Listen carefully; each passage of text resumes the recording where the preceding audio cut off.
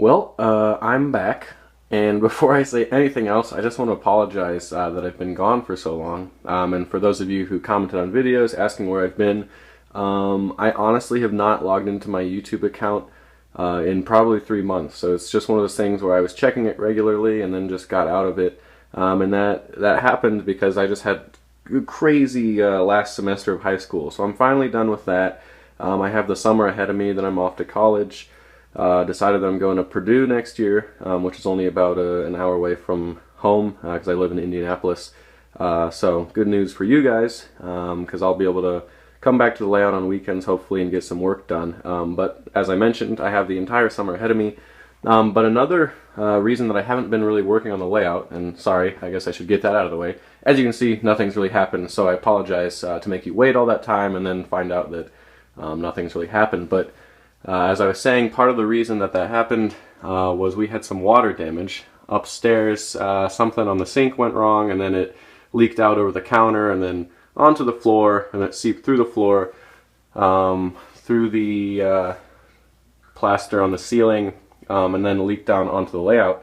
Fortunately, there was actually no damage done to the layout itself. We had like a little moisture over here, and I was watching the lumber over here to see if it absorbed any of that and started to warp, but so far it's been a couple months now, and everything is looking good down here. We just haven't had the repairs made above. So because of that, we've kind of moved a bunch of stuff out of the way. Like there was stuff under here that we've relocated down here, and you can see there's crap laying all over the layout. So it makes it a little tough to work because we're kind of waiting to get the contractors out so they can repair this. Once that's done, then I'll be free to work. So for now, there's kind of stuff sitting around, and it makes it a little tough to work on the layout. And I don't really want to put it back because I'll just have to whip it back out once again. And anyway, it's a little hectic, but what that does give me time to do is work on some rolling stock stuff and acquire more supplies for work ahead. So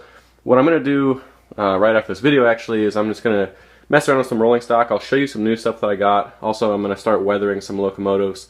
That'll just kind of hold me in the meantime. And then I'm also going to, as I said, get more supplies. So like up here, we just kind of have loose flex track laying around, but I need to get more cork roadbed.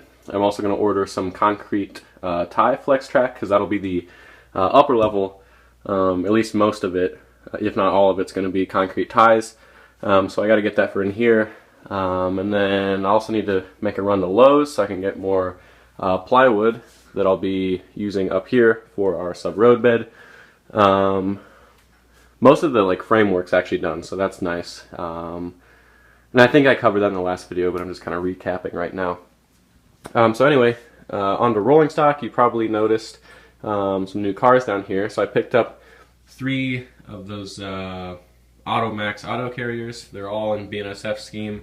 2 of them are kind of like this light gray color, and this one's just straight white.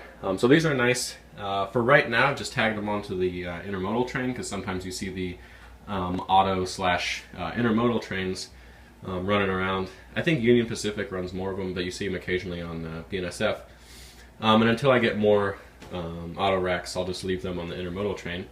And speaking of intermodal, also got some new cars down here. So you can see I got, these were released, I don't know, the beginning of this year. These are the new Intermountain, Walthers National Steel Car 3-unit well cars. And then I also picked up some Walthers containers and JB Hunt, Schneider, and down here we got Swift and FedEx, and I think that's about it. And then I also picked up a 3-unit Maxi 4 well car set from Kato in the TTX scheme. So these are super common on BNSF as well. And then down here, I also picked up some 40-foot containers for our international container fleet. There are actually a few more back there. I need to pull those cars out. But as you can see, I've just slowly been building the intermodal fleet, getting a nice train going here. So I'm going to, as I said, right now I'm not really working on the layout, so I think I'm just to get rid of my boredom, I'm going to start weathering some stuff just 'cause it sounds fun, and That way it'll all look nice when it's running around the layout. Oh, and I also forgot to mention, I got actually two Kato Executive Scheme SD70 Max. Here's one of them, and this is actually for sale if you're interested. The one that I'm keeping is down here. This is number 9580. And what I'm going to do is weather it, because the prototype as of now has the nose logo removed, but just a few years ago, I believe around 2008, it actually still had the nose logo. It was just fading, and then BNSF just patched the side here with the swoosh logo, and they even left the number on the side. So I'm going to go ahead and weather that up. I'll order the decal set, decal it afterwards, do the patch and the safety striping on the sill and all that, and then I'll add a decoder, and that'll be nice on some Coltrane's, Manifest. These units really float around all over the BNSF system now. But as I said, I am selling this one just because right now I don't need two, and also a friend of mine has 9615 already, so I'm a little too lazy right now to do all the work and renumber and all that, so I'm just going to sell that. Also for sale is this Oakway SD60. Still needs some detailing, so I didn't completely finish this project, but it's mostly done. So if you're interested in having one, all you really have to do is add a decoder. I pulled the lights out as well because they were those old bulbs and they burnt out, and then a few details like the horn and firecracker antenna, and you'll be all good. And actually the paint scheme looks really good in my opinion. It was my first paint job, but it turned out well. I like the weathering on it as well. And then over here, once again, I'm trying to sell this Bachmann SD70 ACE. Someone bought it back in like October, and then just never paid me. So if you're interested in having it, it's actually a really good locomotive. I'm not getting rid of it because I don't like it or anything. I'm just, I don't know, I'm kind of bored, so I'm just trying to turn over some of my fleet and get new stuff, like these SD70 Max. And then down here as well, let me pull this up for you actually. I sold BNSF 7640, which was Intermountain ES44 DC, just like this one, and picked up a new one, which might seem odd, but I just wanted to see what the new run of these were like. As you can see, they've done some detail upgrades, such as they painted the MU hoses and trained airline hoses with silver tips. Also, they finally flipped the windshield wipers to point inward, which is the actual default position on the GE locomotives, and the orange just looks a little nicer. So just a few like paint detail upgrades that make the unit look nice. I also installed a new Econami decoder in this, so I'll get a video up after this showing that in action. And as you may know, the Econami decoder doesn't include the GEVO 12 sound file, but I just did the FDL16 or 7 FDL16 modern sound file, which isn't exactly the same thing, but it's a GE locomotive. They sound similar, and I'm all right with it. So I know some of you guys will be bothered by that, but I just really liked the functionality of the Econami decoder, so I decided to put it in there.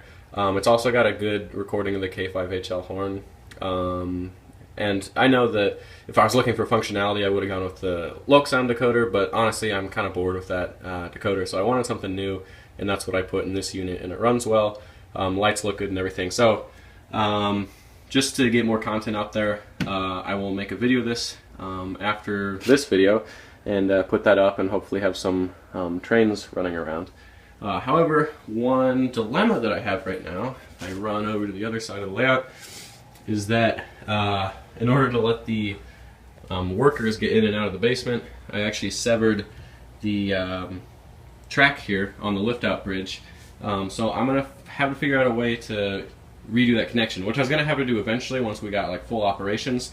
But if you guys have any idea what the best way to like continue the electrical current when this bridge is up, then let me know, because I'm going to have to do a lot of electrical engineering to figure out where the DCC blocks are and whatnot, in order to keep kind of a nice fluid operation, so that when you drop the lift gate, it doesn't just kill all the power. So anyway, let me know what you guys think about that. Just want to make a quick video saying I'm back, and I'll have plenty more content because it's now summer and I'm back to work. I'm going to start getting stuff done again.